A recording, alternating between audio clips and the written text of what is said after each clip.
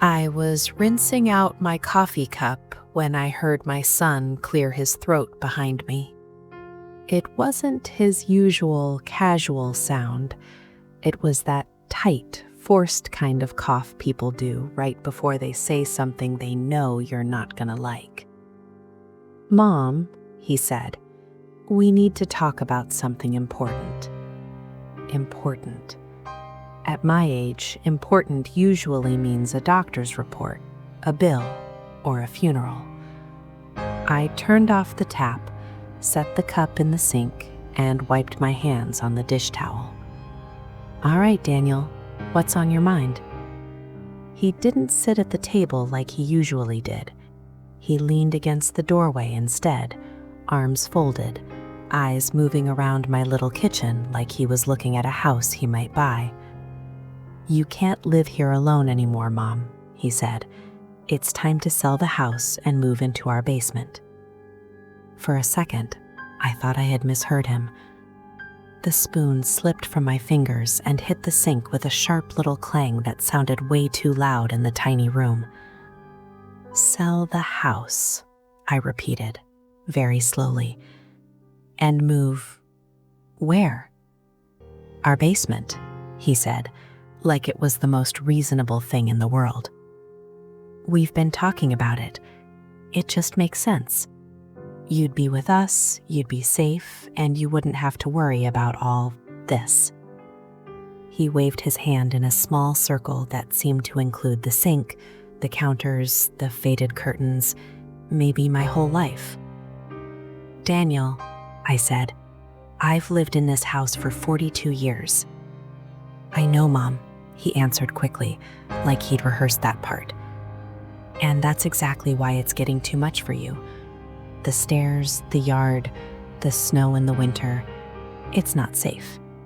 You almost slipped on the back steps last week." He was right about that. I had slipped. My heart had jumped into my throat, and my hand had grabbed the railing so hard my shoulder hurt the next day. But I didn't fall. And I didn't ask him to fix it. He saw it through the window and brought it up 3 days in a row. "This house has a lot of memories," I said.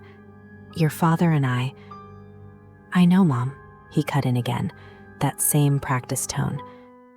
"But memories don't matter if you break a hip." I turned to look at him properly. My son, my only child. 42 years old, a few gray hairs starting at his temples, the same eyes as his father, but harder around the edges now. I remembered those eyes when they were 6 years old and wet with tears because he'd scraped his knee on the driveway. When they were 15 and rolling at me because I wouldn't let them take the car out at night. When they were 20 and shining as he told me he was going to propose to Melissa. Now they were serious, firm, like a man talking to a stubborn client. "So you've decided it's time to sell my house," I said, just like that. He sighed and rubbed the back of his neck. "Mom, don't make it sound like that. We're just thinking about what's best for you. The market is great right now. You could sell this place, have that money in the bank, and live with us. No more shoveling snow, no more worrying about the roof or the furnace. Just relax." Relax. Such a pretty word for give up everything that's yours. I turned back to the sink and picked up the spoon, mostly so I didn't say the first thing that came into my head. The metal felt cold, the way my chest felt. "Did your father seem relaxed to you when he was rebuilding that back porch?" I asked. "You were 12. He worked on it for weeks. Every Saturday. Said it was going to last longer than we would." "Mom, this isn't about Dad," Daniel said. "This is about you not getting any younger." The words sat between us like something sour. I am not stupid. I know I'm not getting younger. I see it in the mirror every morning. But there is a big difference between knowing it quietly and hearing it announced in your own kitchen. "How long have you been thinking about this?" I asked. He hesitated just a moment too long. "A few months," he said. "We just didn't want to overwhelm you." "We," There it was. We, as in you and Melissa? Yes, he said. We talked about it. The kids love the idea of having you closer too. They were saying how fun it would be to have Grandma downstairs all the time. I pictured their basement. Low ceiling. That small spare room they used for storage. The one with no real window. Just that narrow slit of glass near the ceiling where you could see people's feet as they walked past outside. The smell of laundry detergent and damp concrete. And then I pictured my bedroom, with the sunlight that came in every morning and warmed the foot of the bed. The framed photos of my parents, my wedding picture, the cross above the door my mother gave me when we moved in. I appreciate your concern, I said finally. But moving into your basement feels a little drastic. It's not drastic, he insisted. It's practical. You shouldn't be alone in this big house. If something happened and no one was here, I have neighbors, I said. I have a phone. I'm not living in the woods. He shook his head, lips pressed together. Mom, this isn't up for debate forever. The house is too much, you know it. Melissa and I just want to help you make a smart decision before something forces it. There it was again. Decision. Smart. The kind of words bankers use. I looked around my kitchen, the chipped blue cabinets, the little round table, the clock that ticked too loud. None of it looked like assets or square footage to me. It looked like my life. Daniel, I said quietly, do you want me safer, or do you want this household? His jaw tightened. That's not fair, he said. Don't twist this. Of course I want you safe. But it also doesn't make sense to sit on all this value while you struggle with the stairs. It's not like you're going to be leaving the house to anyone but me anyway. That last sentence slipped out a little too easily. Not a question. A fact in his mind. Something icy ran down my spine. You seem very sure of that, I said. He shrugged, trying to act casual. Well, yeah, I'm your only child. Who else would you leave it to? I folded the dish towel carefully, more to keep my hands from shaking than because it needed folding. Daniel, I said, your father and I didn't spend 40 years paying for this house, just so it could be treated like a scratch-off ticket. He frowned. That's not what I'm doing. That is exactly what you're doing, I replied, my voice a little sharper now. You're looking at the walls and seeing dollar signs. You're looking at Nate and seeing a risk. For a moment, neither of us spoke. The refrigerator hummed quietly. A car passed outside.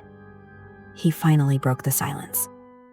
I'm seeing my mother getting older, he said, and I'm trying to plan ahead. I don't want to get a call one day that you fell and no one found you for hours. I don't want to rush here and find you at the bottom of the stairs. Is that really so terrible? The worst part was, I believed that part. I knew he was afraid. I knew he loved me, in his way. But fear and love can sit right next to greed and convenience. People are messy like that. I hear you, I said finally, but I'm not agreeing to anything today. This is my home. I need time to think. He let out another long breath, the kind that sounded like he had run out of patience before we even started. Okay, he said. Think about it. But don't take too long, Mom. The market won't stay this good forever. There it was again. The market. He pushed himself off the doorway and walked down the hall, his footsteps heavy on the hardwood his father had refinished by hand. When I was sure he was out of earshot, I let my shoulders drop. I picked up my coffee cup again, though there was nothing left in it, and stared out the small window above the sink. The maple tree in the backyard was losing its leaves slowly, one by one, like it refused to give up all at once. I suddenly felt just like that tree, and for the first time since my husband died, I wondered if my only child was planning a future where I was just one more thing to be moved, sold, and sordid. My name is Margaret Ann Walker. I was born in 1957, back when kids still played in the street until the porch lights came on and mothers yelled out of screen doors instead of texting. I didn't grow up with much. My father worked at the factory, my mother took in sewing, and a vacation meant driving to the lake with a cooler of sandwiches. But the one thing my parents talked about more than anything was owning their own place. A house. 4 walls that nobody could raise the rent on. They never got it. Dad's lungs gave out before they could save enough. Mom ended up in a rented apartment over a grocery store. I remember sitting with her on that sagging little balcony after Dad's funeral, her hands wrapped around a chipped mug of coffee. "Don't be like us, Maggie," she said. "You and your man, you buy a home. Even if it's small, even if it's ugly, make it yours. They can take a lot from you in this life, but when you've got a house, you've at least got a place to stand." Those words dug themselves into me like roots. I met my husband James at 19. He was working as a mechanic, arms always streaked with oil, smile too big for his face, hair that never quite behaved. I liked that about him. He wasn't polished, but he was steady. We got married in a little church with plastic flowers and bad air conditioning. My dress cost $70. The cake was baked by my aunt in her own kitchen. We didn't care. We were in love, and we had a plan. Work hard, save every spare dollar, and buy a house before we turn 30. This one. This little 3-bedroom with the sagging front porch and the cracked driveway and the big maple tree in the back, that was our miracle. It was 1983 when we signed the papers. Interest rates were awful. We had to eat a lot of canned soup that year. But the day the realtor handed us those keys, James picked me up, literally picked me up, and spun me around right there in the empty living room. "We did it, Maggie," he said, laughing. "We've got our own castle." Castle. Funny word for a place where the windows stuck in the summer and the pipes banged in winter. That he was right. It was ours. For years, this house was just a place we were fixing. Wallpapers to peel, paint to roll on, floors to sand, a roof to patch. Every weekend, James seemed to have a project going. Sometimes I grumbled about the dust, the paint fumes, the nails he left in little piles.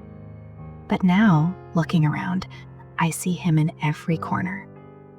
The kitchen cabinets, he sanded and painted them himself the summer I was pregnant with Daniel, sweat dripping down his neck while he whistled some off-key tune. The dent in the hallway wall, that was from the night he tried to manhandle the old couch through the doorway and misjudged the angle.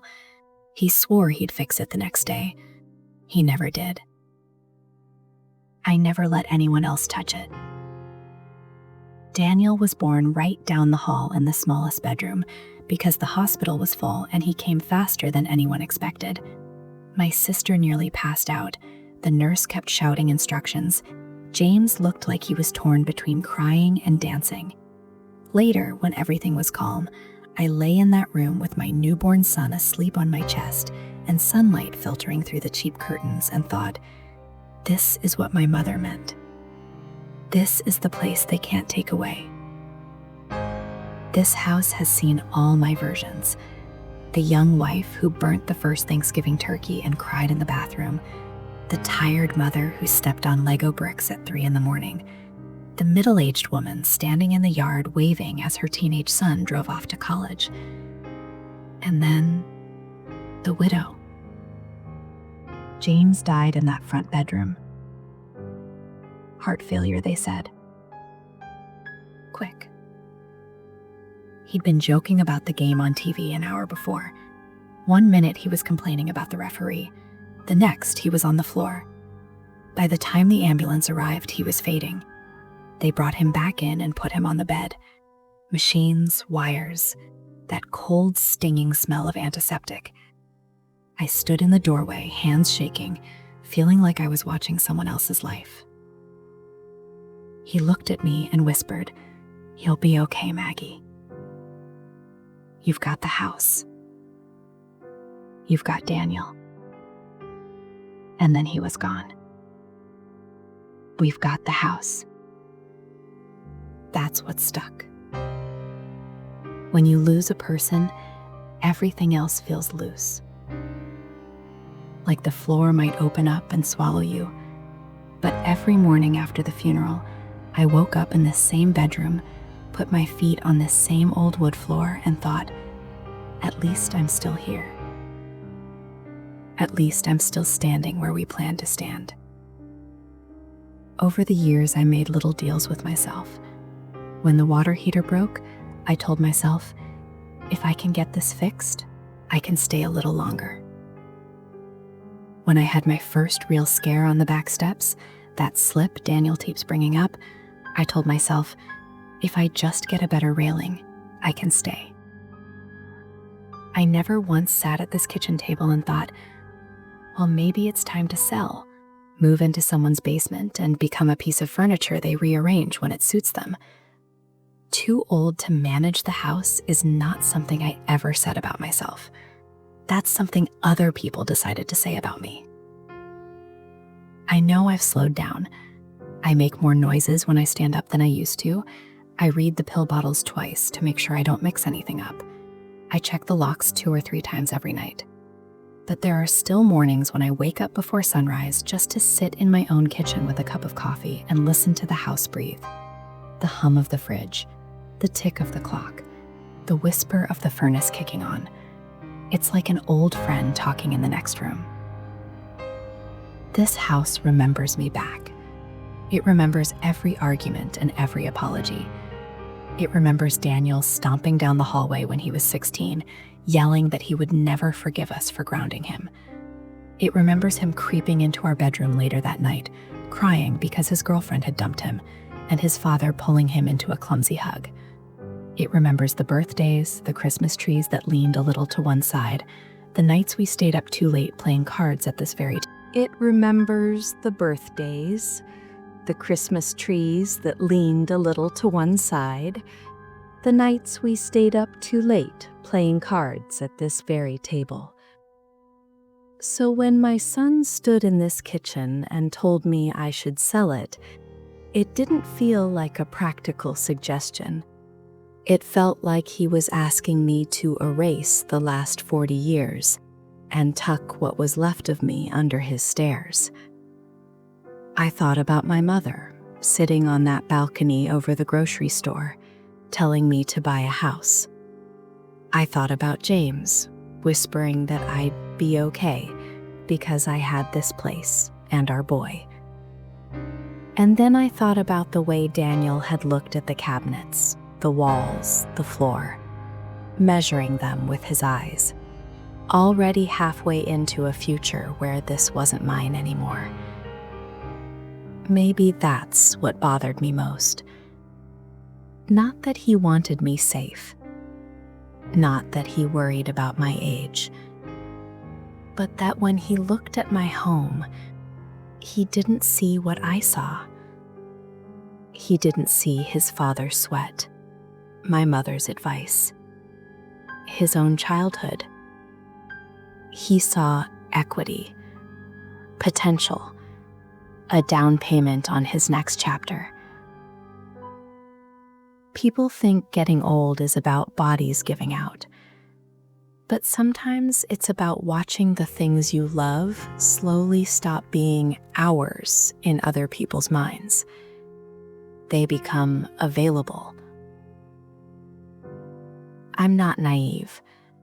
I know that one day someone else will live in this house. Maybe it'll be Daniel. Maybe it'll be a stranger. My name will come off the deed, and life will go on without me. But I always pictured that happening after I was gone, not while I was still standing at this sink, coffee cup in hand, being told to pack up my life and move below ground. So when he said, "The house is too much for you. You'll leave it to me anyway," something in me shifted. Not loudly, not dramatically, just a small, quiet click inside my chest. I realized there were two things on the line now: my safety and my dignity. And if my own child was only counting one of those, then I was going to have to start counting the other one for myself.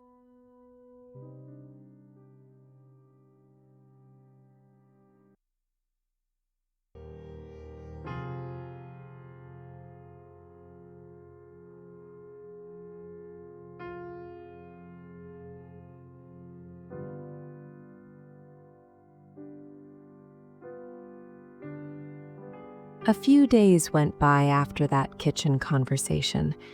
He didn't bring it up again right away, and I didn't either. We just moved around each other carefully, like people trying not to bump a bruise. On Thursday, he came over after work with 2 bags of groceries. He does that sometimes, drops in with milk, bread, a rotisserie chicken. I've always appreciated it. "Brought you a few things," he said, setting the bags on the counter. "You shouldn't be carrying heavy stuff from the store." "I'm old, not made of glass," I answered, but I smiled. He smiled back, that quick boyish grin he gets when he knows I'm teasing. For a little while, it felt normal. We put things away, talked about the weather, about the grandkids' school projects, about some neighbor who decided to paint his house bright blue. It wasn't until we sat down at the table that I saw the folder. Thin, manila, tucked under his arm like it was just an afterthought. He laid it down between us, very gently, like something fragile. "What's that?" I asked. "Just some information," he said. "I thought it might help you think." A little tingle of worry ran through me. I unfolded the flap and slid out a stack of glossy papers. Houses, townhouses, condos, numbers under each picture, prices, square footage, taxes, real estate listings. "Daniel," I said, "I thought we agreed I needed time." "That's what this is," he replied. "Time and options. I'm not pushing you, Mom. I just don't want you to feel trapped. Look, these are all places near us. Some are single level, no stairs. Some have elevators. You wouldn't have to deal with maintenance. It would all be taken care of." I flipped through them slowly. A neat little condo with stainless steel appliances, a duplex with a tiny strip of lawn, a senior living community with smiling gray-haired people on the cover, all wearing pastel sweaters. They all looked clean, safe, and completely empty of anything that felt like me. "You've been busy," I said. He shrugged. "Melissa printed them out. She's really worried about you, Mom. We both are. She said you sounded tired on the phone last week." "I was doing laundry," I answered. "Everybody sounds tired doing laundry." He chuckled, then leaned forward, elbows on the table. "Look, I know that talk in the kitchen was tense. Maybe I came on too strong. I'm sorry about that. I see you here by yourself in this big old house, and I get scared. I don't want to wait until something bad happens to make a change. There it was again. Fear. Close enough to touch, sitting right between us. I appreciate that, I said slowly.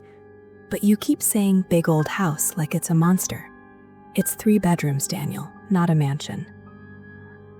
I know, he said, but it's still a lot. The roof, the plumbing, the yard. If something breaks, you either have to pay someone to fix it or wait until I can come over. If you were in a condo, the association takes care of that. You'd have less to worry about. Less to worry about. Funny how people always talk about less to worry about right before they try to rearrange your entire life. He pushed one particular brochure toward me. This one's really nice, he said. It's 15 minutes from our house. Quiet area, good neighbors, elevator, no steps. We drove by it last weekend. Melissa loved it. You drove by it, I repeated, last weekend. Yeah, he said, just to see. It looked great. And the price is good, especially if you sell this place while the market's still high. There was that word again, market. It had started to feel like an extra person in the room, constantly clearing its throat. Did you talk to a realtor already? I asked. He hesitated. Just a flicker. But I saw it. Daniel. He exhaled slowly. I just made a couple of calls, he admitted. Nothing serious. Just to get an idea. You know, ballpark of what this place might be worth. My fingers tightened around the edge of the brochure. You went and asked strangers how much my home is worth before you even knew if I wanted to sell it? Mom, please don't say it like that. His voice getting a little sharper. I'm trying to plan. I'm trying to be responsible. That's what adults do. I sat back and looked at him. He was my little boy and a grown man all at once, and for a moment I saw both versions layered over each other. The kid who used to ask permission to go to the park, and the man who was now asking permission to dismantle my life, only he'd already called the people with hammers. Do you remember when your father and I bought this house? He frowned slightly. I was 4, Mom. I barely remember anything. You remember the blue room? A small smile tugged at one corner of his mouth. The one with the rocket ship wallpaper?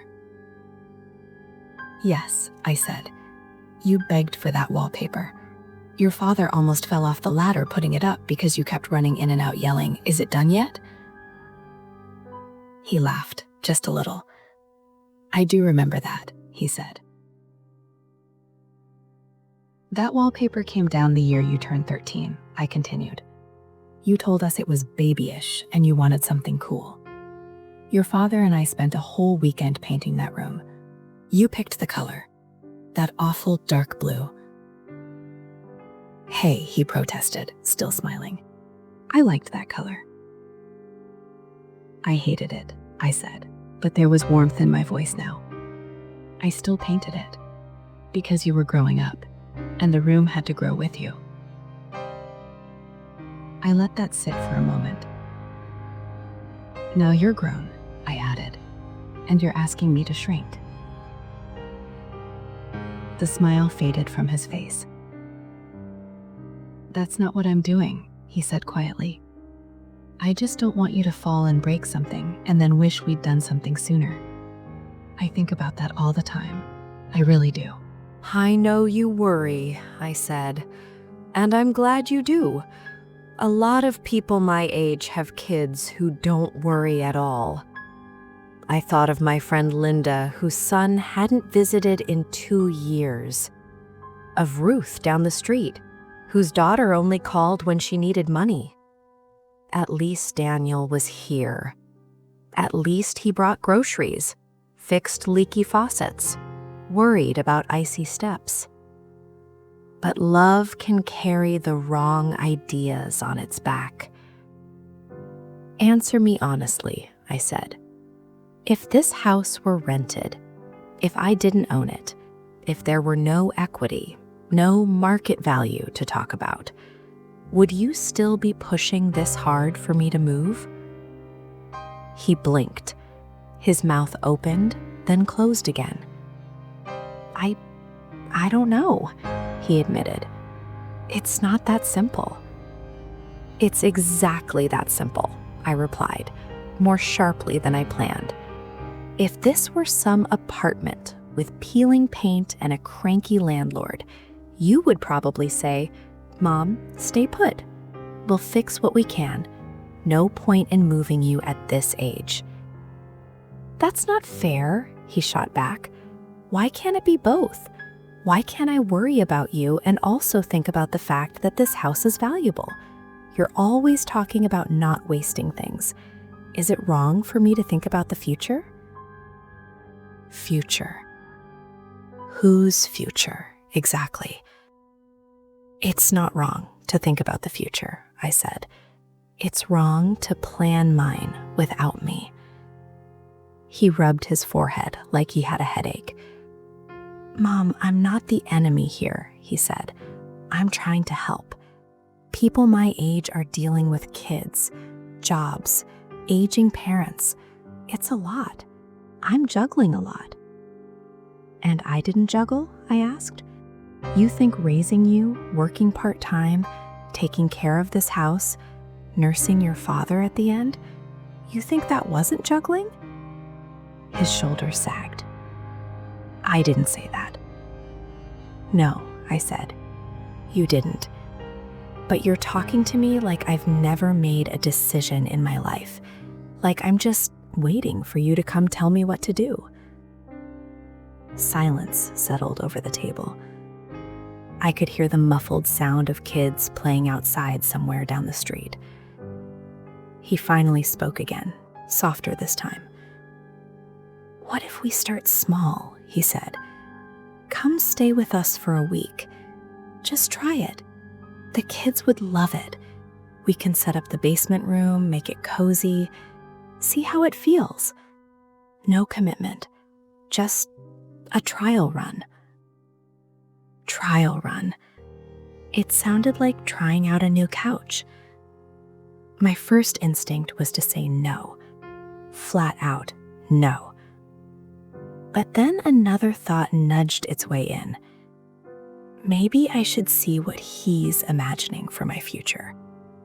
Not in brochures, not in his rehearsed speeches. In real life. In that basement. All right, I said. Surprising both of us. 1 week. I'll come stay for 1 week. But that's all it is. A visit.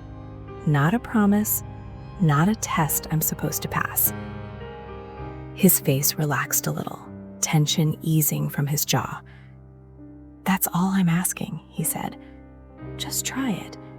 You might like being closer to us. You might feel safer. And if you hate it, fine. We go back to the drawing board. Back to the drawing board, I repeated. He smiled, stood, and kissed the top of my head like I was one of the grandkids. You'll see, Mom. This could be good for everyone. After he left, I gathered the brochures and slid them back into the folder. I didn't throw them away, but I didn't put them somewhere special either.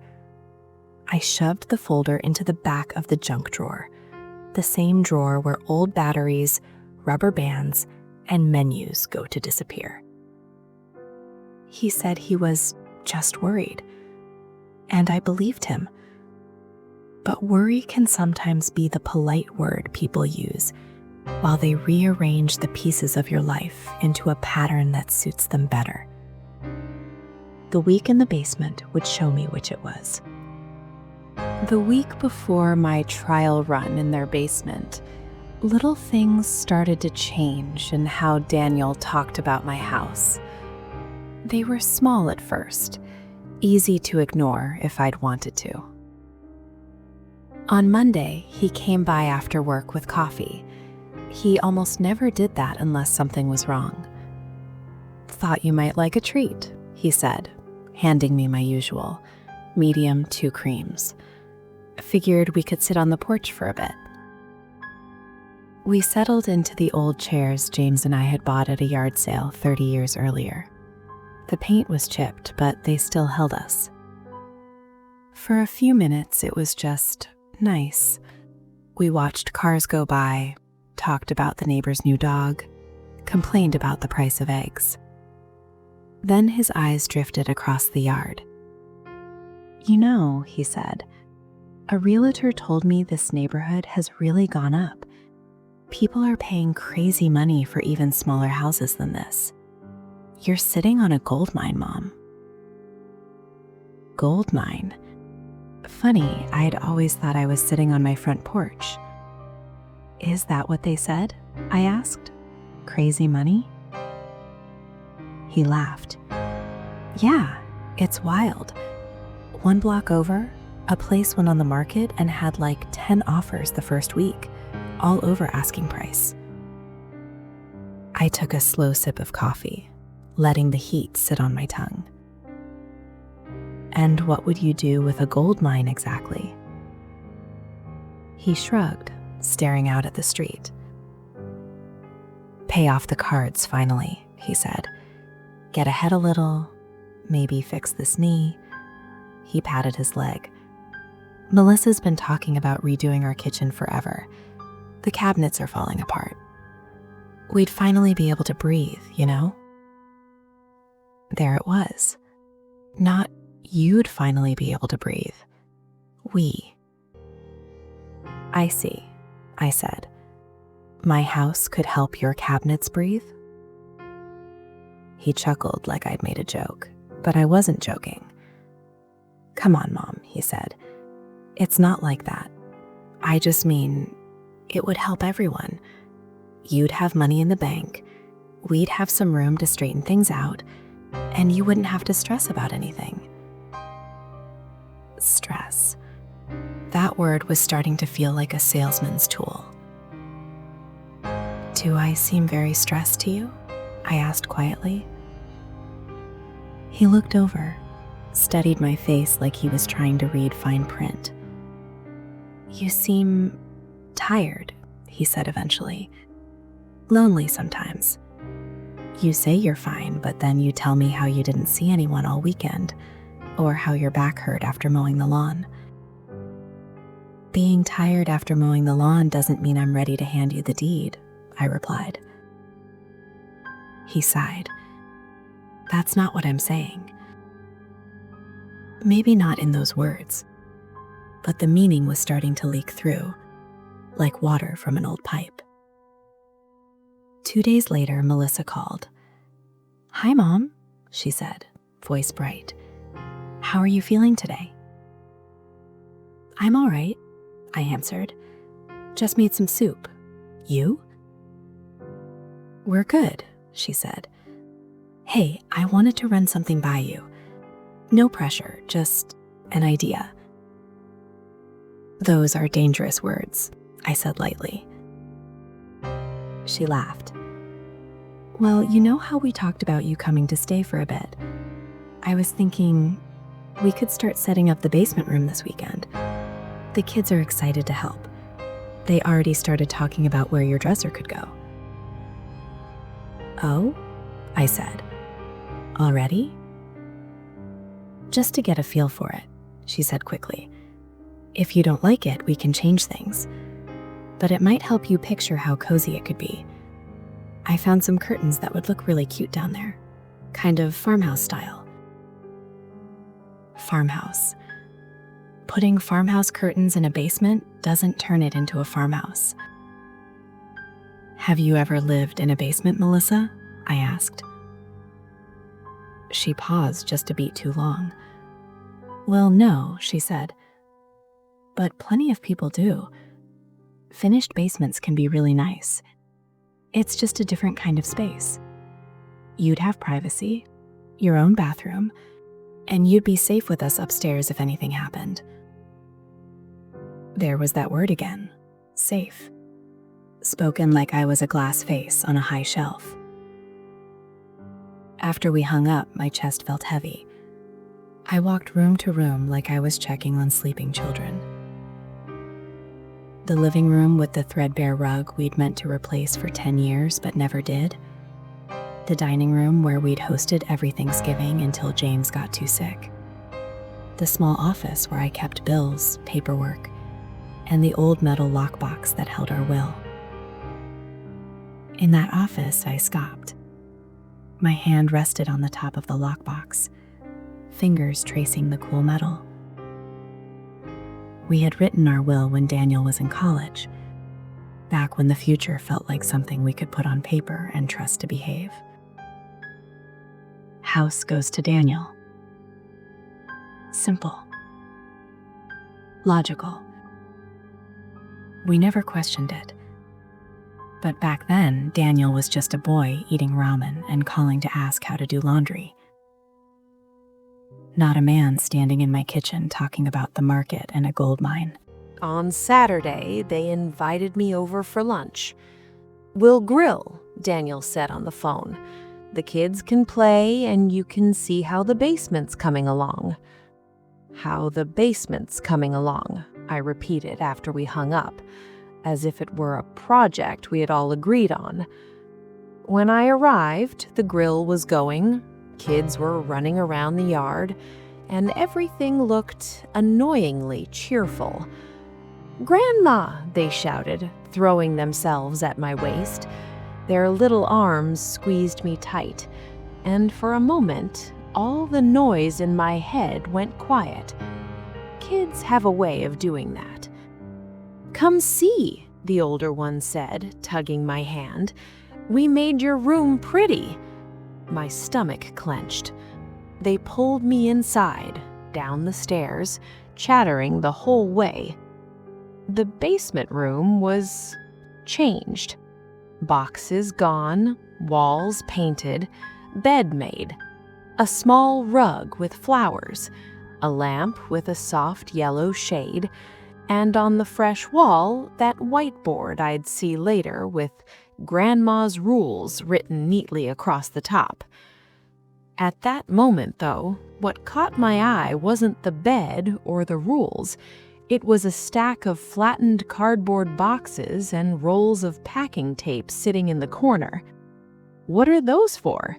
I asked, trying to keep my voice even. "Oh," Melissa said from behind me, a little too brightly. "Daniel picked those up in case you decide to move some things over. No rush. We just figured if you like it down here, you might want some of your stuff." Some of my stuff. From my house to this basement. It was such a simple sentence, but it told me everything. They weren't just thinking anymore. They were planning, arranging, anticipating a future where my house was empty and my life fit into labeled boxes under their stairs. I smiled, but it felt like it was glued on. "That's efficient," I said. "You've thought of everything." Daniel came down the stairs then, wiping his hands on a dish towel. "Looks good, right? We figured if you like it, we can start bringing things over slowly. No rush, just a box here and there." A box here and there, like I was being moved in soft focus. "Daniel, how many boxes do you think my life fits into?" He blinked. "Mom, it's not like that." "Feels a little like that," I replied. He sighed. "We're just trying to make this easier. Change is hard. If we do it gradually, it won't feel so overwhelming. We don't want you to feel like everything is happening all at once." I looked at the boxes again, then at the neat little bed, then at the narrow window. "It already feels like it's happening without me," I said. He opened his mouth, then closed it. Melissa shifted uncomfortably. "We're just worried, Mom, that's all."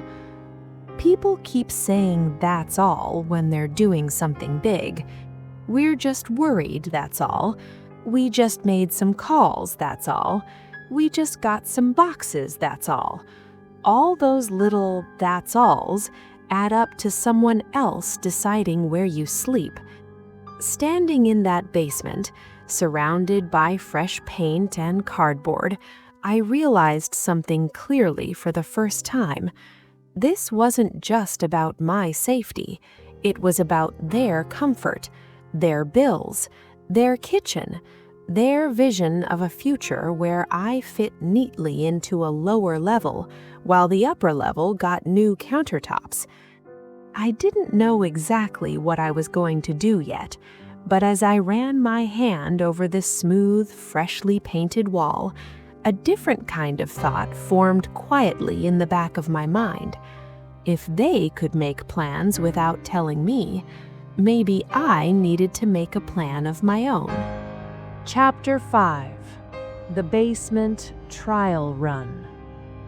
Friday afternoon, I stood in my bedroom with a small suitcase open on the bed, staring at it like it held an exam I hadn't studied for. What does a person pack when she's going to try out living in her own child's basement? I put in a week's worth of clothes, comfortable shoes, my pill organizer, my favorite soft blue sweater, the one James always said made me look too fancy for this old house.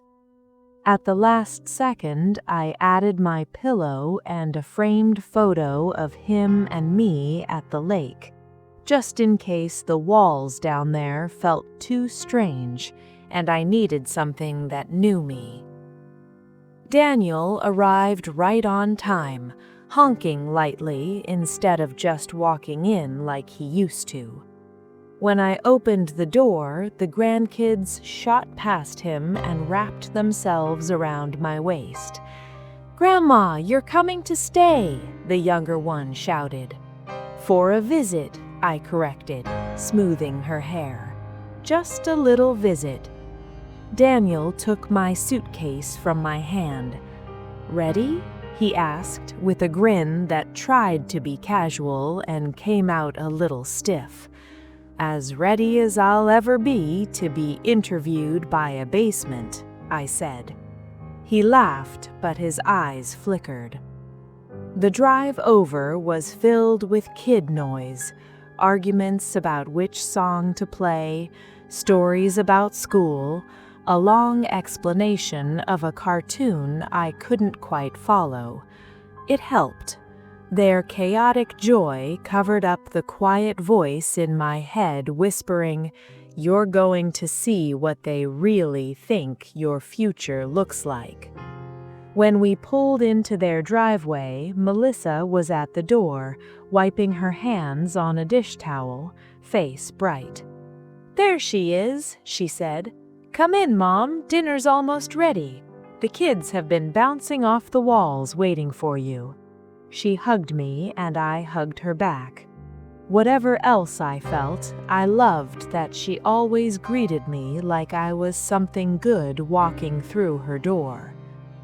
Inside, the house smelled of garlic, butter, and something baking.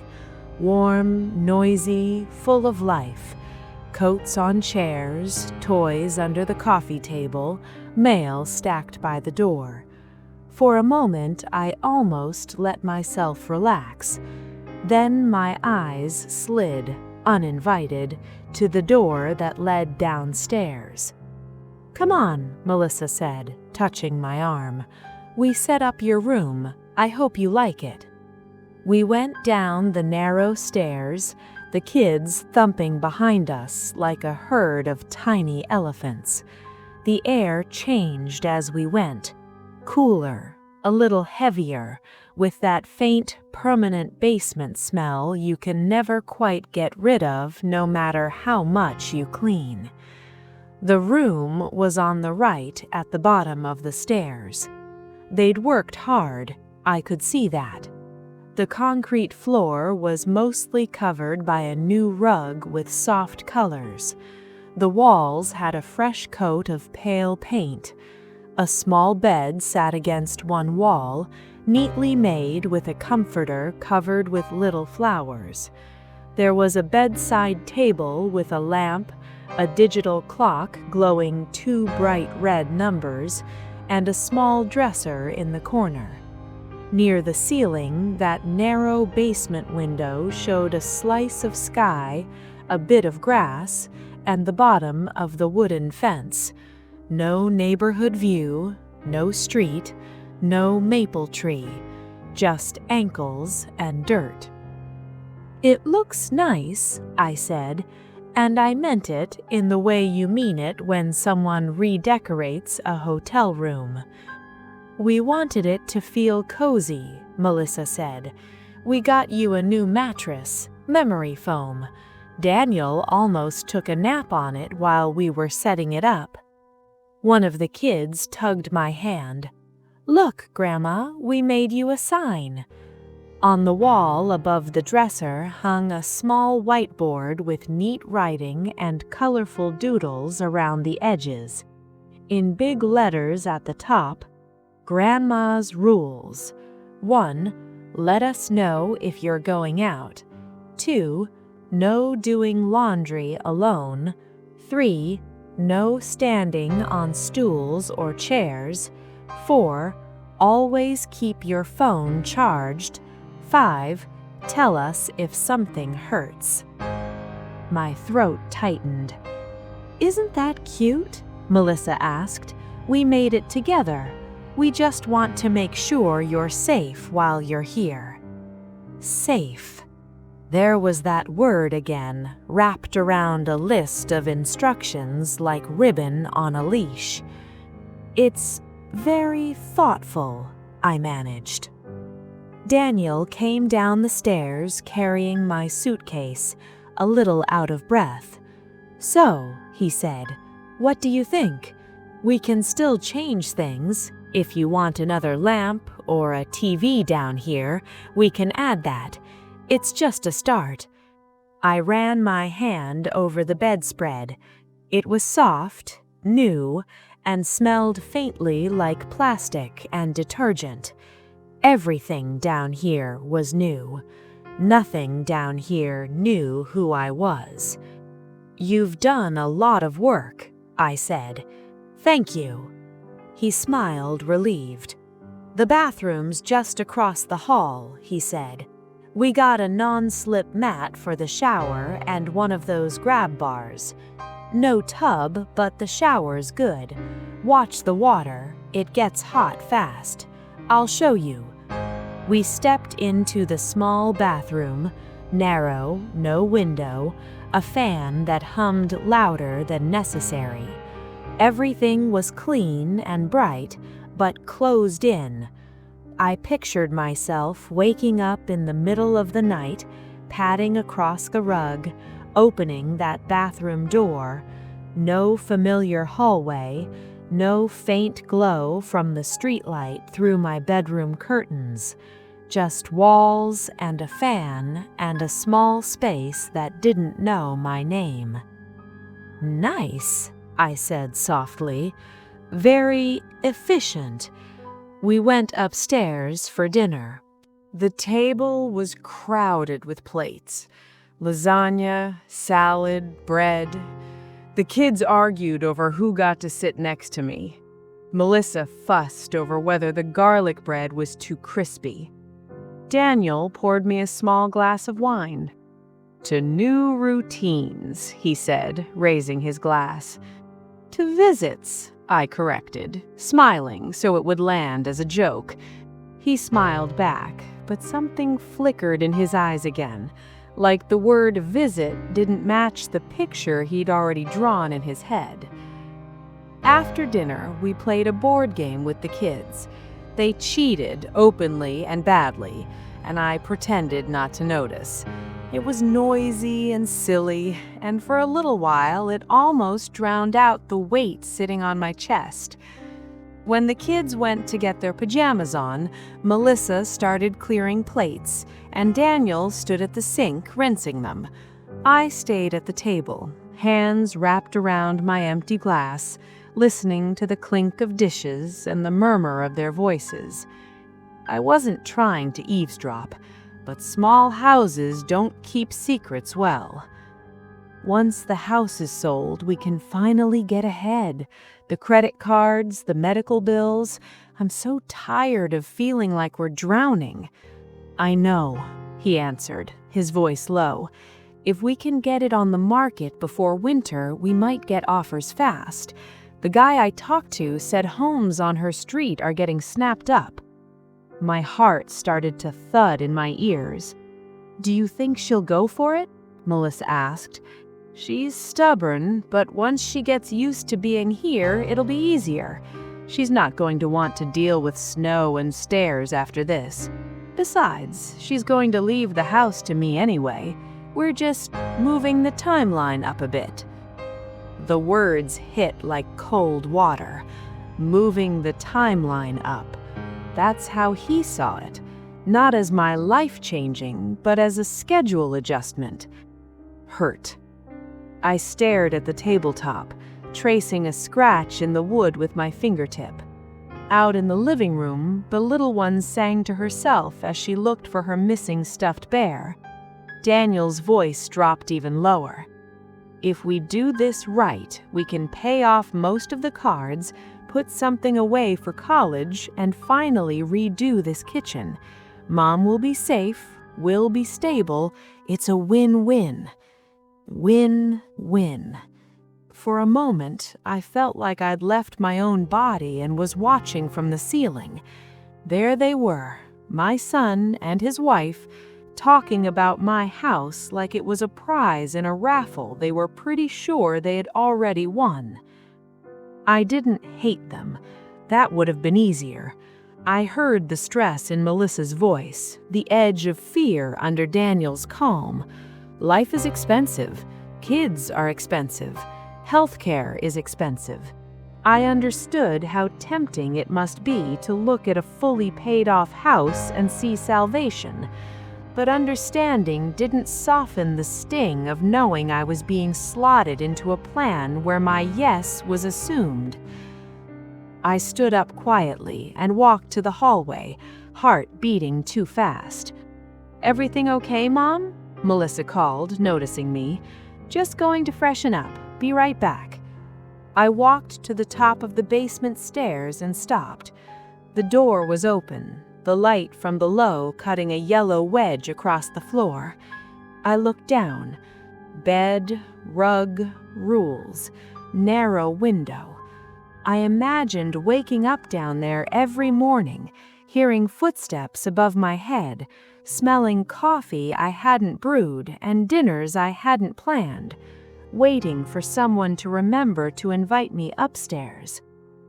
I imagined my own house sitting a few miles away, empty, blinds open, sunlight falling on empty floors, the imprint of my furniture still in the carpet, a bright sign stuck in the yard with my last name on it, and the words "For Sale" in bold letters underneath. I imagined strangers walking through my bedroom, saying, "Oh, this would make a nice office," while the realtor chirped about great bones and lots of potential. The same way my son had started talking about me, lots of potential, if rearranged.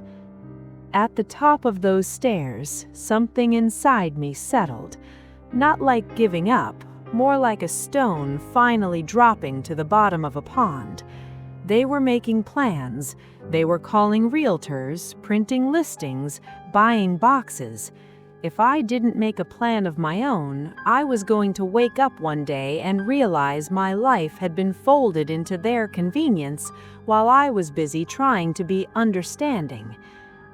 I took a slow breath, stepped away from the basement door, and went into the small bathroom instead. I looked at myself in their mirror. Yes, older, lines on my face, gray in my hair, but my eyes were still mine, still clear enough to see what was happening. You survived your father's death. You survived raising a teenager. You can survive telling your own son no if you have to. My voice shook a little on that last word. No.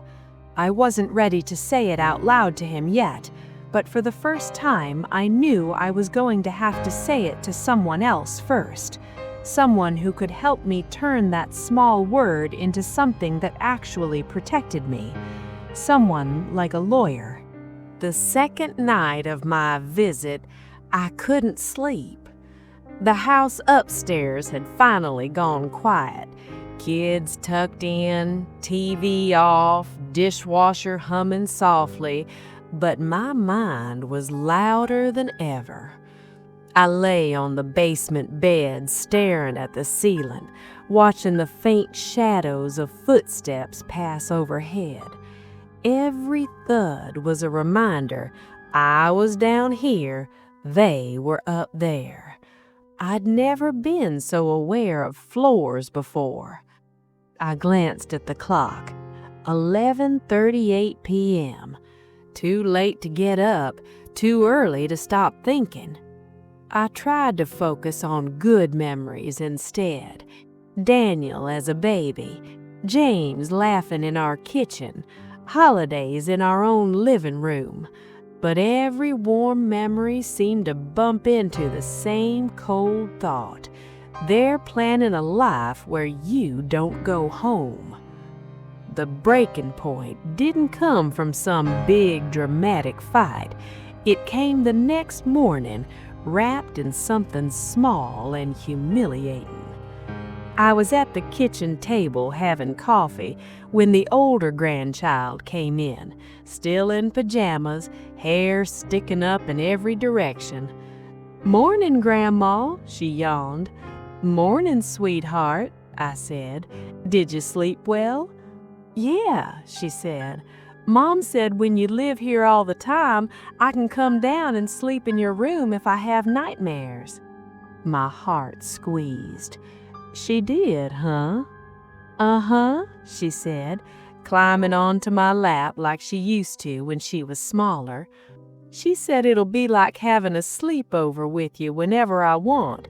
And Daddy said when we move out of your old house, we can get a trampoline with some of the money."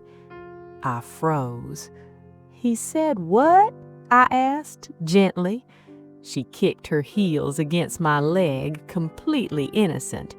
"He said, we'll have space for a trampoline, and Grandma won't be lonely in that creaky old house." She giggled. "Grandma, is your house really creaky?" I swallowed. My house creaks the way people do when they've lived long enough to have stories. "A little," I said, "but that's just how old houses talk." She seemed satisfied with that answer and slid off my lap to go play. I sat there, my coffee cooling in my hands, my pulse hot in my neck. A few minutes later, Melissa came in, tying her robe. "Oh, you're up early," she said. "Do you want some toast?"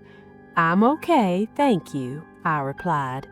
She went about making coffee, humming under her breath. Kids say the funniest things.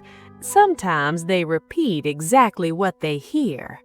She stiffened just a little. "Oh?" "Like trampolines and creaky old houses."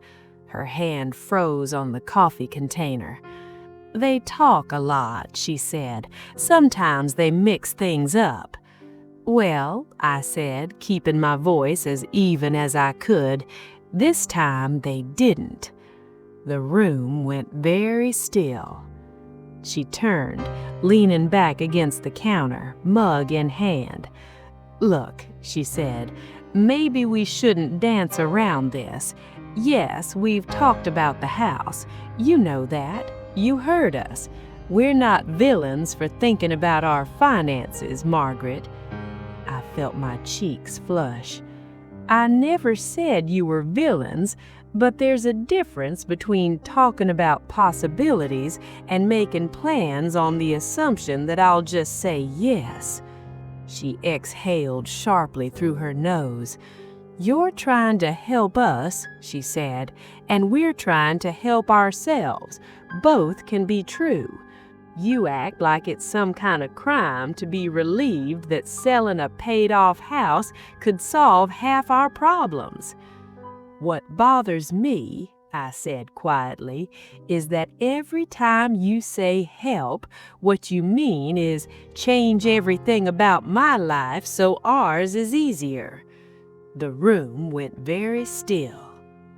Daniel walked in then, hair still damp from the shower, clearly catching the tail end of tension. "What's going on?" he asked. "Nothing," Melissa said quickly. "Just talking." "Just clarifying," I corrected.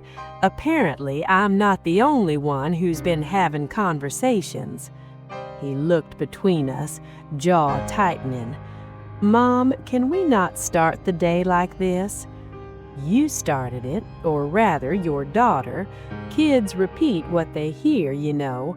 Trampolines, creaky old houses, money from selling my place." His face changed. Guilt, defensiveness, frustration, all fighting for space. "Okay," he said slowly. "Yes, we talked about a trampoline. We talked about paying off debt. We're under a lot of pressure, Mom. I'm not going to lie about that." "I don't need you to lie," I said. "I need you to admit that this isn't just about my safety. It's also about your bills and your kitchen counters and your kids' toys. And then we can at least have an honest conversation." He rubbed his forehead. "Fine. It's both. Is that what you want to hear? Yes, I worry about you falling down those stairs. And yes, when I look at that house you and Dad paid off, I think about how much easier life would be if we could use that equity. Both things live in my head. Welcome to being in the middle generation." The honesty stung, mostly because it was real. "I do understand pressure," I said. "You seem to forget I was once in the middle too. I had aging parents, a sick husband, a kid, a mortgage. I know exactly what it feels like to lie awake doing math at 2 in the morning." He looked a little taken aback. "I'm not saying you didn't," he said. "I'm just saying now it's my turn, and part of that is figuring out how to keep you safe without drowning ourselves. That's just reality." "Reality," I repeated. "Here's another piece of reality. When you call my home a creaky old house in front of your children, when you talk about selling it to buy trampolines and countertops, you make me feel like a walking asset instead of your mother." He flinched. "That's not what The basement is not what breaks me," I cut in, voice shaking now. "Basements exist. People live in them. What breaks me is the way you've started talking about my life like it's a property portfolio." Silence fell hard between us. The kitchen clock ticked too loudly. Melissa cleared her throat. "We didn't mean to make you feel that way," she said. "We really didn't." "I know you didn't mean to," I said. "That's what makes it worse. Because if you don't even realize you're doing it, then you don't see me clearly anymore at all." Daniel set his mug down with a soft thud. "What do you want from us, Mom? No, seriously, spell it out. Because from where I'm standing, anything we suggest you hear as an attack." "I want you to slow down," I said.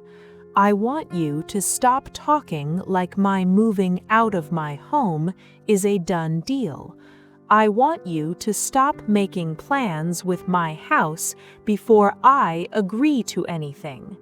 And I want you to stop assuming that because you're the only child, the future of everything your father and I built is automatically yours to schedule." His eyes flashed. "So now I'm being punished for being an only child?" he snapped. "No," I said quietly.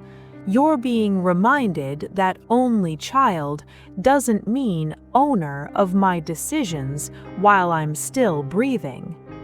That landed hard. The kids patted in then, sleepy-eyed, arguing about cereal. The moment dissolved under the everyday chaos of pouring milk and finding spoons. Nobody said sell or market or equity for the rest of breakfast. We talked about field trips and weather and the neighbor's barking dog. But the damage had been done. Something important had cracked, not just between us, but inside me. Later that afternoon, when everyone was busy, kids in the yard, Melissa on a work call, Daniel down in the basement fixing something, I went upstairs to their spare room and sat on the edge of the bed with my phone. My hand hovered over the contacts for a long time. Friends, neighbors, church. Then I opened the browser instead and typed in "Lawyer Will's elder parent house rights near me." My fingers shook as I pressed search. I wasn't looking for someone to attack my son. I wasn't looking for revenge. I was looking for someone who could help me translate what I felt in my gut into something written on paper, something that would hold even if my voice shook later. Because that morning in their kitchen, listening to my grandchildren talk about trampolines and my son talk about moving the timeline up, I realized a simple and sharp thing. If I didn't draw a line for myself now, they were going to draw it for me. On Sunday afternoon, I told Daniel I needed to go home for a few hours to water the plants and pick up a few things. He offered to drive me, but I said I wanted to take my car, just to keep the battery from dying. The truth was, I needed to be alone in my own space. I needed to hear what my house sounded like with nobody else's footsteps overhead.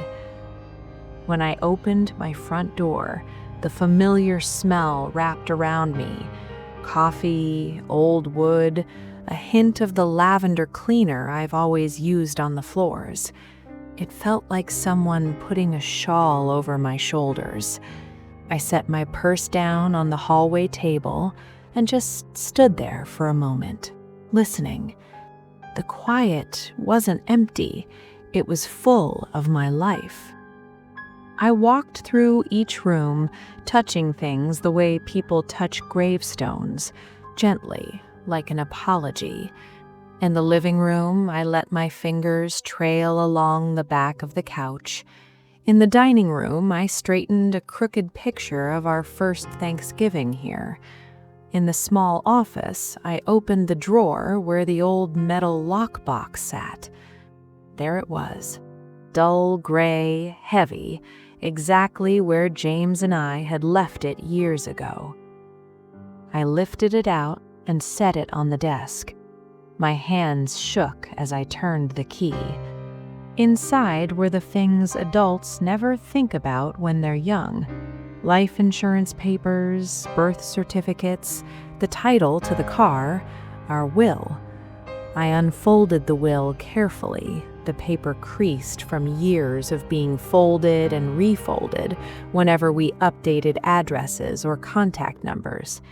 It was all there in black and white. If one of us died, everything went to the other. If both of us were gone, the house and remaining assets went to our son, Daniel. No conditions, no notes, no, as long as he doesn't treat you like a walking ATM while you're still alive. Back when we wrote it, that seemed fair, right? We never imagined a scenario where our only child would be talking about moving the timeline up. I sat down in the old desk chair and stared at the paper. "James," I said quietly, as if he could hear me, "we did not plan for this part very well, did we?" The house creaked in reply, old wood, answering in its own language. I took a deep breath and pulled my phone out of my purse. The night before, in that upstairs spare room at Daniel's, I had done my searching. I had found the number of a local attorney who specialized in wills and elder planning. The idea of calling felt big, bigger than the house even. It felt like crossing a line between hoping they'd come to their senses and accepting that I needed to protect myself. I dialed. A receptionist answered with a cheerful, professional voice. "Good afternoon, law offices of Carter and Blake. How can we help you today?" "Hi," I said, clearing my throat. "My name is Margaret Walker. I have an existing will, but I think I need to review it, and I'd like to talk to someone about my options. I'm not sure where to start." "Of course, Miss Walker," she said. "We handle that all the time. Are you looking to schedule a consultation?" "Yes," I said. "Soon, if possible." We picked a time for the next day.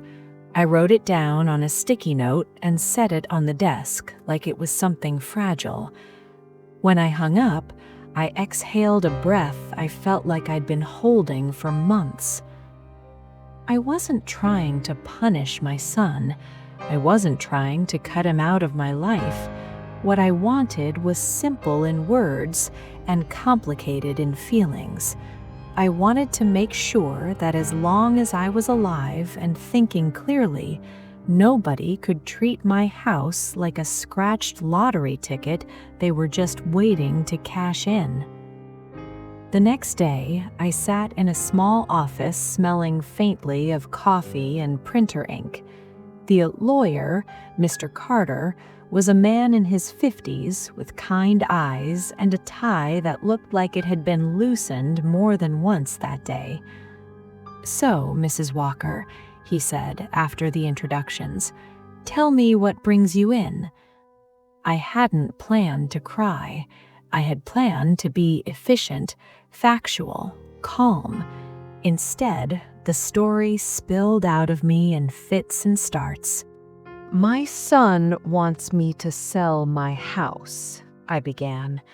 "He says it's about safety, and part of it is.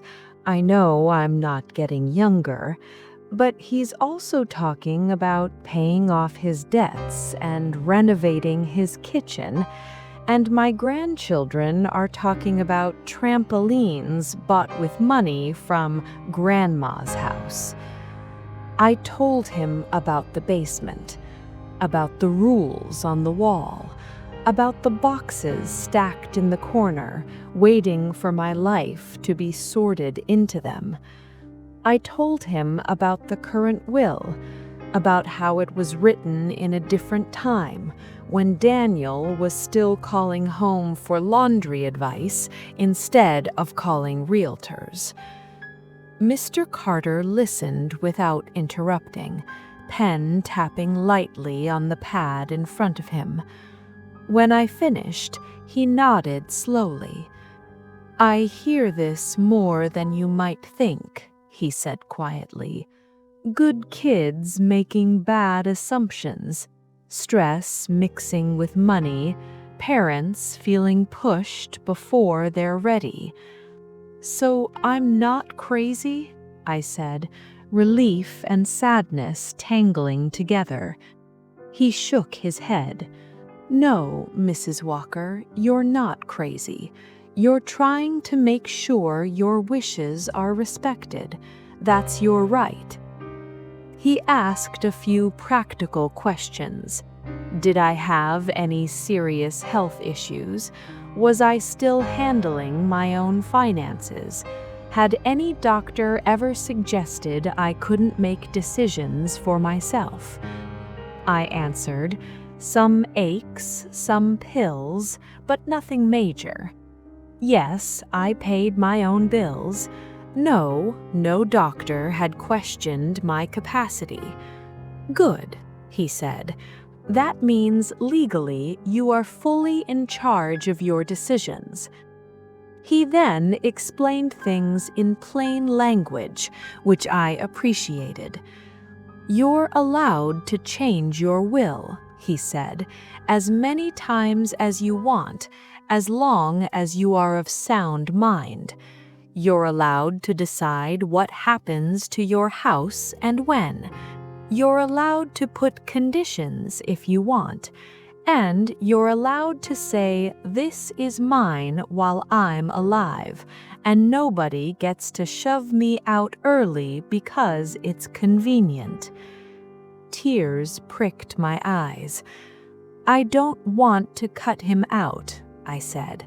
I just don't want to be treated like I'm already gone. I understand, he replied. There are a few options. You can revise your will with clearer instructions, like stating explicitly that the house is not to be sold or transferred while you're alive, unless you initiate it. You can also decide where the house goes if you feel your son is not acting in your best interest.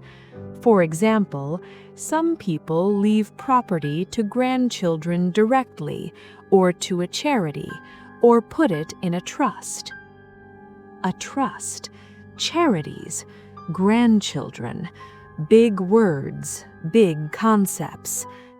What would you do, I asked quietly, if you were me? He smiled sadly. I can't tell you what to do, but I can tell you this.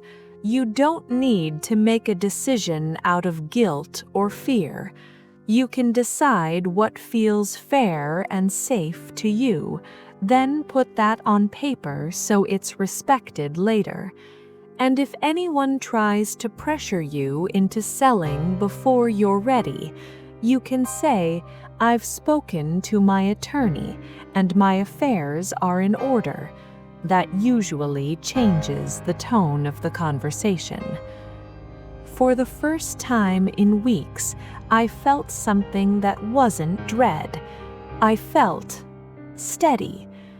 We spent the next half hour going over a new version of the will, one that made it clear the house would remain under my control as long as I lived in it and wanted to. One that allowed for the possibility of leaving something to the grandchildren directly, should I choose. One that did not treat my life's home like a check with his name already written on it. When I signed the preliminary paperwork, my hand still trembled a little, but not from fear, from the weight of finally taking myself seriously. As I left, Mr. Carter walked me to the door.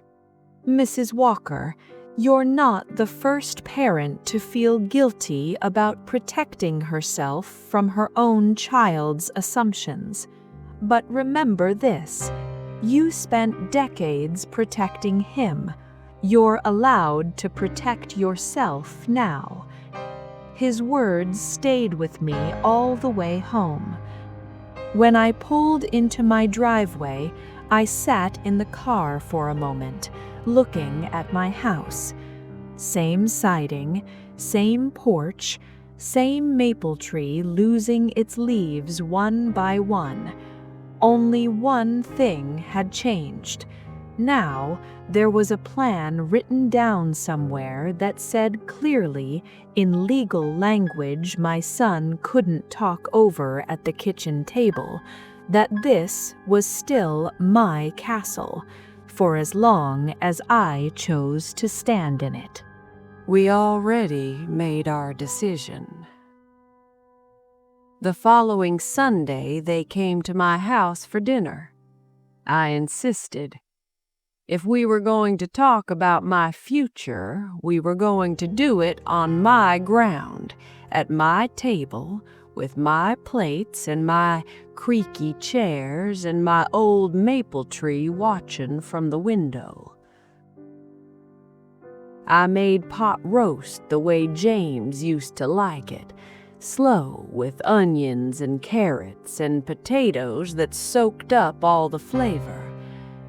The grandkids ran through the yard before we ate, shrieking like sirens, trailing leaves into the kitchen. For a little while, it felt like any other family dinner. Then the kids went to the living room to watch a movie, and the grown-ups stayed at the table with coffee. The air got heavier, quieter. Daniel cleared his throat. There it was again, that important conversation cough. "Mom," he said, "have you thought more about, everything we talked about?" I set my mug down carefully. "Yes," I said, "I have." Melissa folded her hands, bracing herself. "And?" Daniel asked. "And I went to see a lawyer," I said. Their faces changed in the same instant. Surprise, confusion, a flash of something like betrayal. "A lawyer?" Daniel repeated. "For what?" "For my will," I answered calmly. "For my house, for my decisions. I realized a lot of people were making plans that involved my life, and I didn't have anything written down that protected me from being rushed." Melissa's eyes narrowed just a touch. "Mom, you didn't have to get a lawyer," she said. "We're family. We could have worked this out together." "We tried," I said gently. "But every time we talked, it sounded less like a discussion and more like a schedule. Trampolines, kitchen renovations, moving the timeline up." Daniel winced. "You weren't supposed to hear that," he muttered. "I did hear it, and once I heard it, I couldn't unhear it. So I did what adults do when they're uncertain about something important. I asked a professional to explain my options." He leaned forward, voice tight. "What did you do, Mom?" I met his eyes. "I updated my will," I said. "I made it clear that as long as I'm alive, the decision about this house is mine, not the market's, not conveniences, not yours." He stared at me like I'd spoken another language. "What does that even mean?" he demanded. "It means," I said calmly, "that nobody can sell this house or force me out of it or plan around it like it's already theirs unless I decide that's what I want. It means I am not a piece on your financial chessboard." Melissa shifted in her chair. "Are you cutting him out?" she asked quietly. "I didn't say that," I replied. "I put boundaries around when and how this house changes hands. I also made provisions so that if I feel you're acting in your own interests at the expense of mine, I have other options, like leaving something directly to the grandchildren or given part of the value to a cause that matters to me." Daniel's face reddened. "So you're threatening me," he said, "with lawyers, with cutting me out, after everything I've done for you?" Anger rose in my chest, hot and sharp. "You've done a lot for me," I said. "I'm grateful. You've also spent months talking about my home like it's a bailout plan. Both can be true. I am allowed to protect myself from one without denying the other."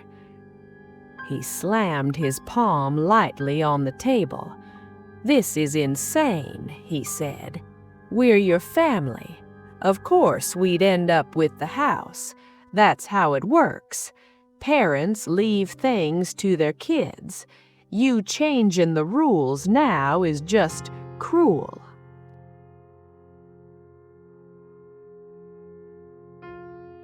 "Cruel," I repeated slowly. "Cruel is telling your grandchildren they'll get a trampoline when Grandma sells her creaky old house while Grandma is still drinking coffee in that house. Cruel is making calls to realtors and buying moving boxes before you even ask what I want. I'm not changing the rules, Daniel. I'm enforcing the ones that should have been there from the beginning. My life, my choice." For a moment, nobody spoke. The refrigerator hummed. A car went by outside. The sound of cartoon voices drifted faintly from the living room. Melissa broke the silence. "What if something happens, Margaret?" she asked. "What if you fall? What if the furnace dies in the middle of winter? We're the ones who have to come running, who have to find the money, who have to pick up the pieces. Don't we get any say?" "You get a say. You don't get the final word. That's the difference." Daniel shook his head, eyes bright with frustration. "So what now? You just stay here forever? Alone?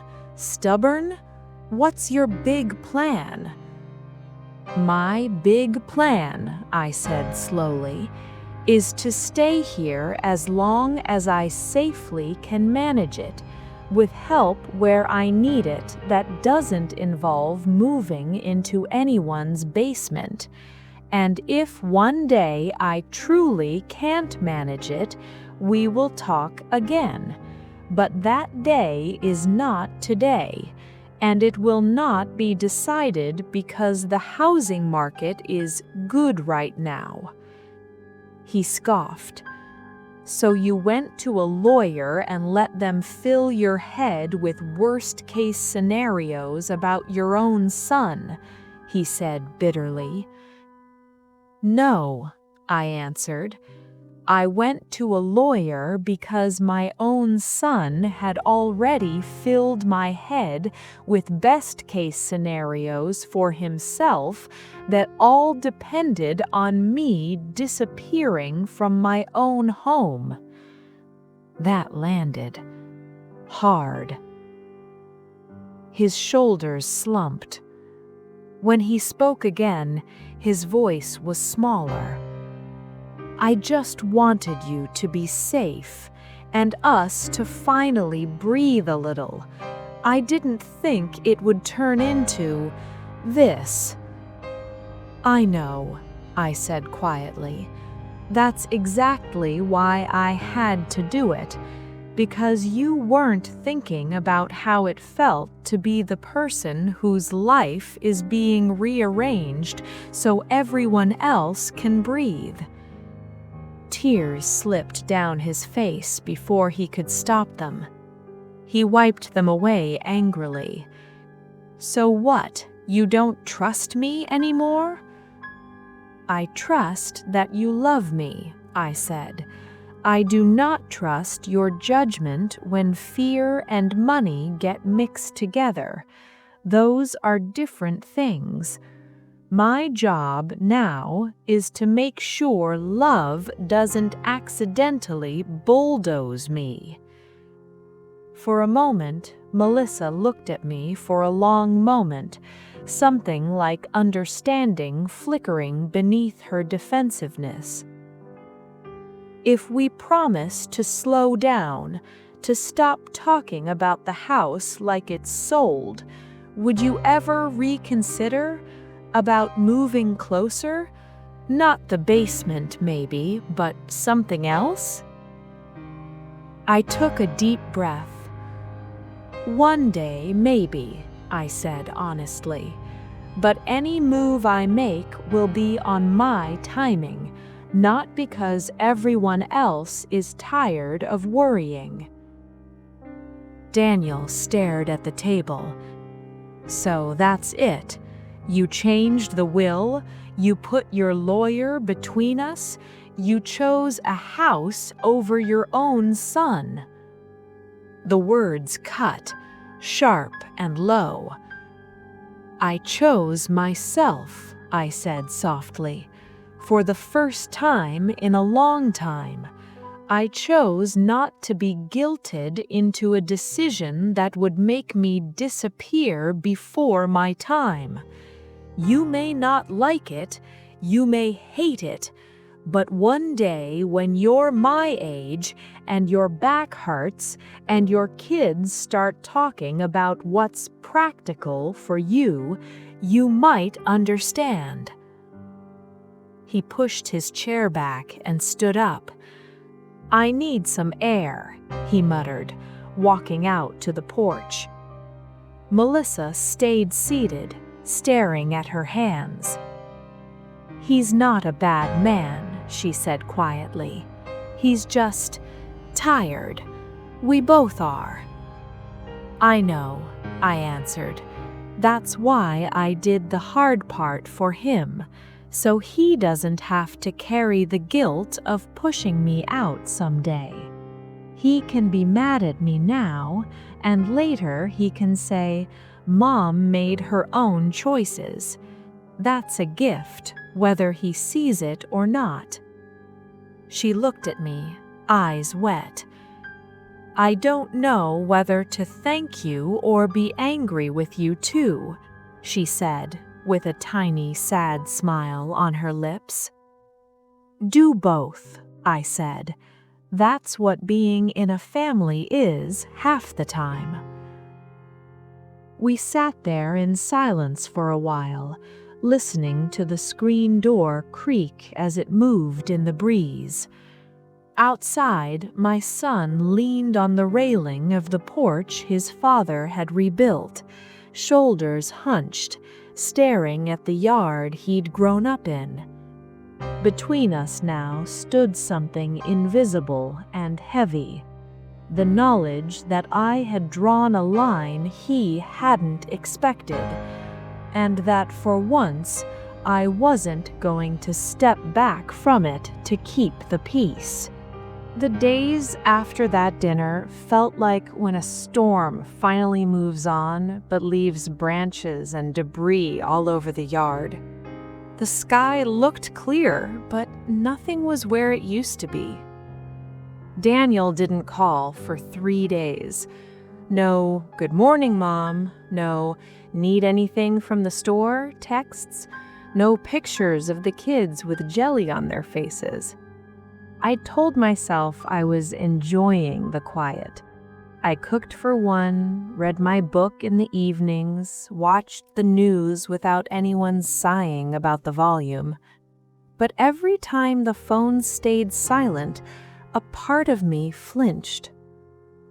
On the 4th day, he finally called. Hey, he said, voice flat.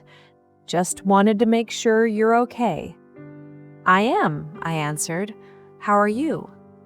We're fine, he said. Kids are fine. Melissa's fine. There was a long pause. So, he added.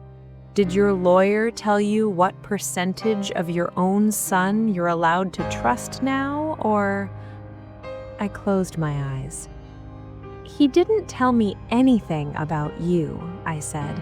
He told me about me, about my rights, about how I don't have to disappear from my own life to solve problems that aren't mine. He snorted. Must be nice, he said, to decide your problems stop at your property line. Don't do that, I said gently. Don't make it sound like I've never helped you. You know that isn't true. We went back and forth like that for a few minutes, him too hurt to listen, me too tired to defend what I knew was right over and over. Finally, he said, I need time, Mom. I'm angry. I'm not going to lie. I feel blindsided. I understand, I replied. Take the time you need. I'll be here in my creaky old house. The joke landed halfway. He let out the smallest, unwilling huff of air. Bye, he said. Bye, honey, I answered. We hung up. For a couple of weeks, everything between us was thinner. He still checked in, but less often. When he did come by, he walked through the house like it was a museum that had changed its admission rules. Melissa texted more than he did, pictures of the kids, quick updates. Her messages always ended with, "We love you," like she was trying to build a bridge without picking sides. The quiet hurt. Of course it did. But alongside the hurt, something else grew, a strange, solid kind of calm. I slept better, not because my life was easier, but because, for the first time in a long time, I knew there was a line under my feet that I had drawn myself. I made some changes. Nothing dramatic, no new me speeches, no drastic makeovers. I hired the boy from 2 houses down to shovel my snow and mow the lawn. He was saving for a used car, and my driveway turned out to be a safety plan than moving into a basement. I had a handyman come install a second railing on the back steps and brighter lights at the top and bottom. The slip that Daniel kept bringing up stopped being a threat in his argument and turned into a solved problem on my checklist. I put a sticky note on the inside of my front door. Phone, keys, glasses. Tell someone where you're going. Not a list of grandma's rules someone else made for me. Mine. I also started saying yes to things I'd been putting off. Linda from church had been inviting me to her weekly card game for months. I always said I was too tired. Now I went. We played badly, laughed loudly, and complained about our joints. It felt good. Ruth, my neighbor, and I started a habit of morning coffee on our porches, shouting across the hedges like 2 old ladies in a movie. Sometimes we sat together and talked about nothing in particular. I wasn't any younger. My knees still popped when I stood up. The house still creaked, but I didn't feel helpless. One afternoon, I was in the yard, deadheading a few stubborn flowers, when Ruth leaned over the fence. "Your boy still mad?" she asked bluntly. I chuckled. "Mad, confused, a little wounded in his pride," I said. "Pick a flavor." She nodded. "My Carla went through that when I told her I wasn't moving into her spare room," she said. "Had her whole plan drawn up, my name on charts and everything. I told her, I love you, but I'm not moving into a room that used to be your ironing space. Took her a year to get over it." "A year?" I asked, half dreading the answer. "Yep," she said, "but she did. And now, funny enough, she respects me more. Says, 'Mom, I'm glad you didn't let me steamroll you when I was panicking about everything. Sometimes the kids need us to be the grown-ups twice.'" Her words sat with me long after she went back inside. Sometimes the kids need us to be the grown-ups twice. That's what this felt like. Not punishing, not payback, just parenting in a different language. A few weeks later, Daniel came by on a Saturday afternoon with the kids. They ran in first, of course. "Grandma, we brought donuts," the younger one yelled. "Chocolate ones," the older one added. "Dad said we had to bring peace offering food." I raised an eyebrow at him as he came in, a bakery box in hand. "Peace offering, huh?" He shrugged, a little sheepish. "I figured you're easier to negotiate with when you're sugared up," he said. We sat at the table, kids between us, sticky fingers and crumbs everywhere. The tension was still there, but softer around the edges. After the kids drifted to the living room, Daniel stayed at the table, tracing the rim of his coffee mug. "I talked to a guy at work whose mom changed her will," he said. "He was furious for a long time. Then she died, and he said he was actually relieved she'd set boundaries, said it stopped the siblings from ripping each other apart." I watched him. "And what did that story do for you?" I asked. He sighed. "I think it made me think maybe I overreacted," he admitted. "I still don't like how it feels. I still wish you'd talk to me before you went to a lawyer. But I also know I was talking like the house was already mine. I didn't even realize how it sounded until you repeated it back to me." "That's the thing about being in our own heads," I said. "We don't hear ourselves until someone else plays the tape." He smiled weakly. "Do you hate me?" he asked suddenly. The question came out small, almost boyish. My heart clenched. "If I hated you, I wouldn't have bothered to protect you from a future where you might wake up one day and realize you pushed your own mother out of her home for a trampoline and new cabinets. I love you enough to make you mad now so you don't have to carry that later." He swallowed hard. "I really did think I was doing the right thing," he said. "I know. That's what scared me." We sat in silence for a moment, the kind that isn't empty, just full of too many words. Then he glanced around the kitchen. "So," he said, "you had the railing fixed."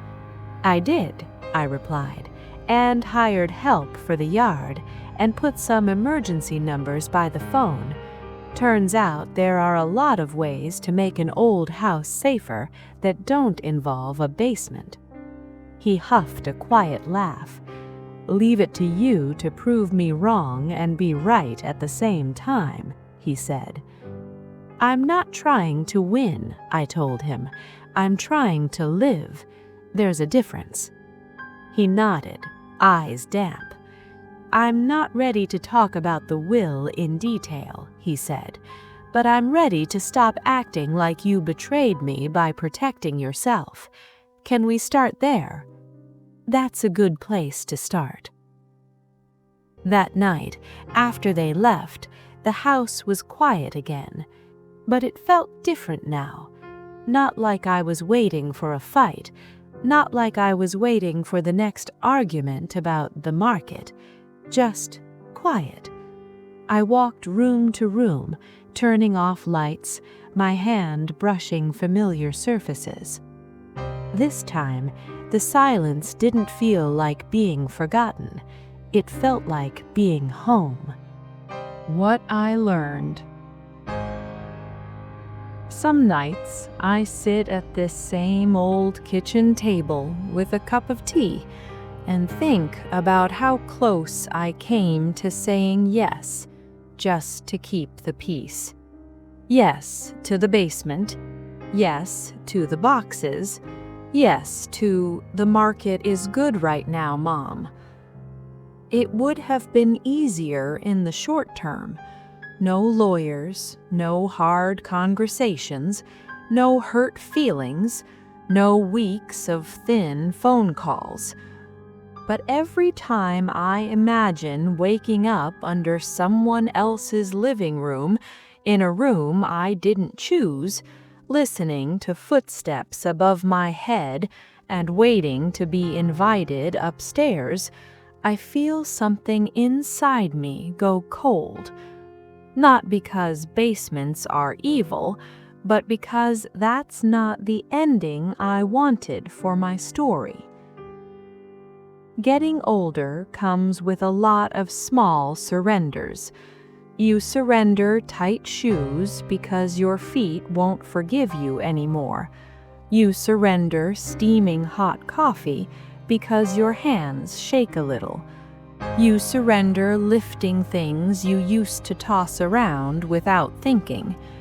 You expect those. You make your peace with them more or less.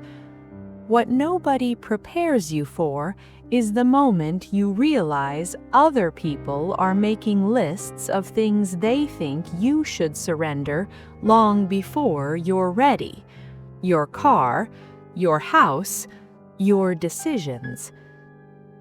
I learned in this whole mess that love and fear and money can get tangled up until even good people can't tell them apart.